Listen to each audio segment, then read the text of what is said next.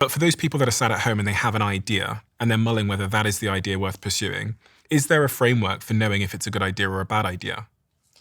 What we use that comes from private equity, if you want to know if your business is going to make you money or not, or investable or not, we use the MOAT strategy, which is basically M stands for margin.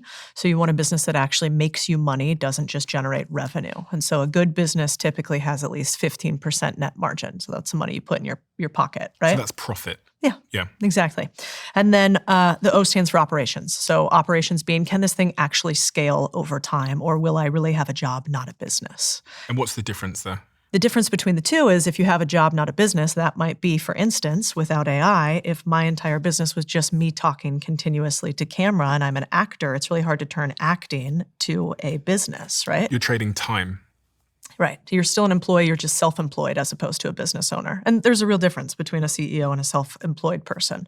And then the A stands for advantage, which is, do I have an unfair advantage in my business? I think over time, all arbitrage windows close. So if you don't have some sort of advantage, it's hard to stay in business over a long time. An advantage might be, I have distribution because I have social media, so I can get more eyeballs. I can figure out how to talk to 2,000 people quickly because I can do it via video as opposed to knocking on 20 doors. Or it could be logistics, or it could be 10 years of experience in an industry. And then the T stands for TAM, total addressable market, which goes back to the doggy teeth issue, which is, is this a real market that enough people are interested in, that I can build a business that is big enough for me? And, to Alex's point, I don't think everybody should try to play the trillion or billion dollar game. In fact, I think it can be quite miserable to strive for billions.